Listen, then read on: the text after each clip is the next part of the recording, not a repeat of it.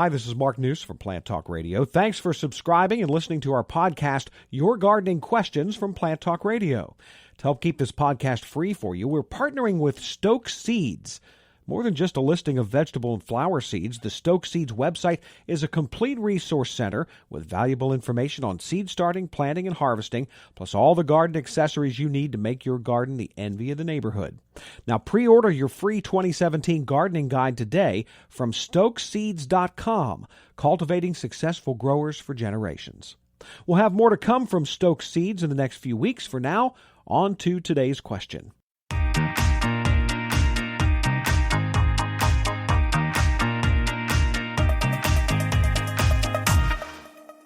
Good morning. How are you all doing? We're doing fine. How about yourself? Great. Good. I have several questions on orchids. Okay. I repotted them this summer.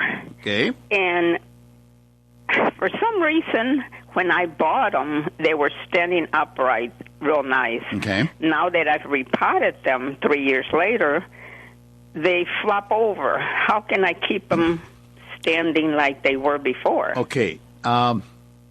One, the chances are you don't have the light control that the grower would have had.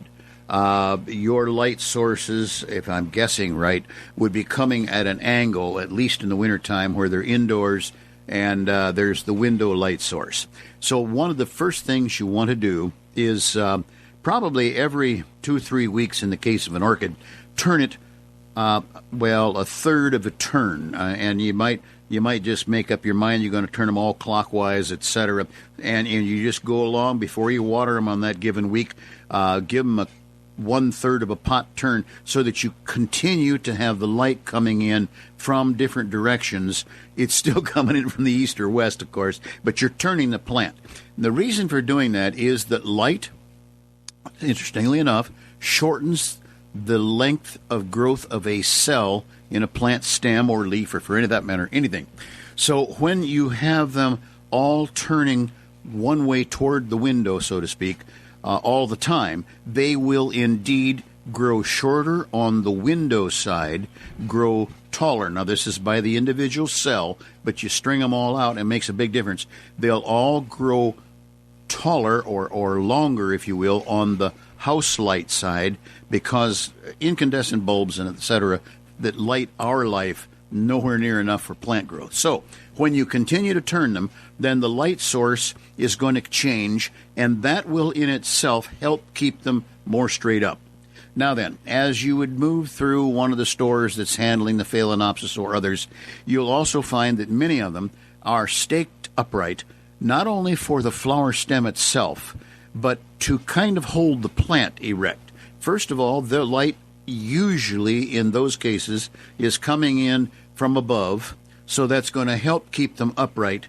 Then with the flower stems, and I do this after I have purchased a plant that has flowers on it, because they'll last, as you know, a couple months, and they'll bend. That is, the flower stem will bend toward the light in its late stages of growth, being pretty the whole time, but all of a sudden all the flowers are oriented to the outdoor audience. I want them in my kitchen, so to speak. So I just keep turning the plant, again, every couple weeks, so that the stems, having been staked, don't still try to turn or be caused to turn toward the light. So that's probably a good part of it. Then I I have been known to rather ruthlessly pull a plant carefully out of its container, out of its medium, and set it back up straight again and make it behave. So I don't know whether you're interested in trying that or not, Olga. To have repotted them this summer is good. That's a good time to do it because they're kind of in a dormancy at that point. Right now, I would expect them to be growing quite nicely and starting to flower and so on. So this would not be a good time. But late spring, very early summer, before they start into another stage of growth, would be a good time to continue to repot them. And then bear in mind that orchids don't mind being, let's just say, densely rooted. I was making a mistake, and until corrected, I was repotting them too often, and where you do need to cut off old dead root and so on, I was still doing it too often, and I was causing them to have too few roots.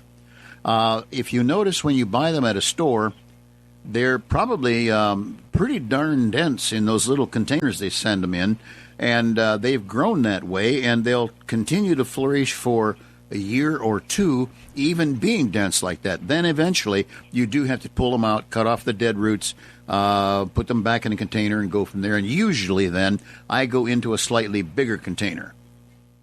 I have another question. Okay.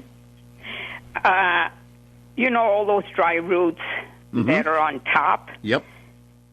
I thought maybe if I put some in the container, it would keep them upright because they have so many out. Well, yes, if you do it soon enough. Now, be careful because I have tried that successfully and unsuccessfully.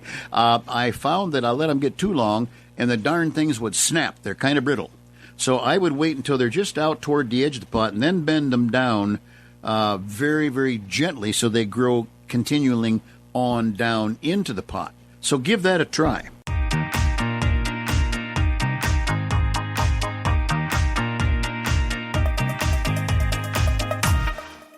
Hey, thanks again for listening to today's podcast. If you have any questions for Fred, go ahead and email us at fred@planttalkradio.com.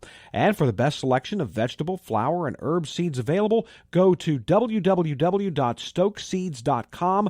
Pre-order your free 2017 gardening guide today from stokeseeds.com, cultivating successful growers for generations.